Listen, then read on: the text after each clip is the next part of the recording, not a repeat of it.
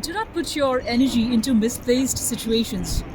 So if you do have an idea of what the higher decision for you is in your life, go ahead and take that. And I know from my experience, that's why I made this video, so that it could be of help to somebody who needs to hear this. So many times we are aware of the right choice that we need to take, but we don't take that because we think that doing the other way out, which you have always done, seems more safe. And why is it safe? Because you're just aware of how to do it, even though that might not be so much satisfying. So you might not feel fully satisfied about what you're doing. Have you seen this ever happen, that even at workplace or whichever situation you go, so even though people are aware that you're good at something, but they would not appreciate you. Rather, they are going to go ahead and pick somebody else of lower intelligence and say that, wow, you're so bright.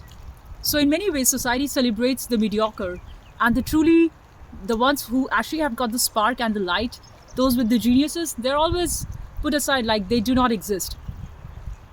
And they have done this from the history. You look at Columbus and all these great people when he said that, or all these great people when they discovered that Earth is round, it's not flat. So in the initial phases, they were called crazy. So this is how the world works. When you go and tell the truth, which is of a lot of value, but it does not align and it does not sound right to a lot of people, so they're going to say this is just trash, this is crap, this is bullshit, this makes no sense. And some of them might even like you for what you're saying, but they would not have the guts to come out and say, yeah, this is right, because of the fear of rejection. But what is your job is, in that moment, is to still go ahead and create what you want to create out of authenticity. Because what is the other way out? If you do not create and you stay where you are going to feel suffocated. You are just going to diminish the expanse of life. So you're not living in a open state of consciousness. You would feel inside your body like your system is shrinking. You would feel your heart is not beating the way it should. You will feel your lungs are not expanded. And all of that is because you are not doing what your soul is telling you to do. And there's a lot of fear around that. When you truly have to reckon to your soul calling, and you want to avoid that, because the way the society is designed, they want you to work in a certain fashion. So it should be very much structured. There are lots of rules around the system. And the rules are made for slaves. Society wants you to be a slave. So if you're a free-minded person with open consciousness, with higher states of awareness, if you're a light worker, you're definitely going to question, why do I have to go exactly like all of these things? Even though you might have a superior way of navigating life, they would go ahead and say, no, this is against the law, against the rules, so you're disqualified, you have failed. And then this brings about a lot of unsatisfaction, because the more you want to be who you are, society wants to shrink you into a packet-sized compartment. Society is always against individualism. Society wants you to be just a tribe, just a herd. So you cannot use your own consciousness. So you cannot ask the right questions. You know what I'm saying? So we all get to have two choices. Either to create the things that your soul tells you to create, even though the path might seem very daunting and you are scared, but you still go ahead and do that. And that doing is not for the others. The doing is only for your own self-knowing. Because how do you know yourself? You know yourself through the things that you do, through the things that you think, through the things that you are able to create. And the way your mind and body is designed, if you do not create what your consciousness tells you to create, you feel suffocated. You feel like you don't love yourself. And that's the reason why too many people in the world do not love themselves.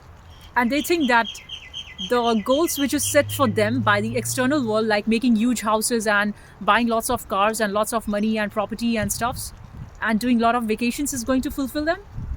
That's not true. Because your true calling is unique for everyone who's born on earth. So it need not be forced upon, like if they tell you need to have this standard for us to tell you that you are successful. Who are they to tell? Who are they to say that? It should be you who decide your goals. It should be you who decides for what success means to you. Because every time you do not do what your spirit tells you to do, you're not able to create that life. Now that is a failure. At least just be authentic as much as you can be. And of course, there are detriments to it. The society is going to penalize you if you do not act as per their standards. So they are not going to support you. They're not going to clap for you. Forget clapping. They are going to make you look like you don't exist, or they're going to attack you. So what do you do? What do you do? Stay as who you are. That's what you got to do.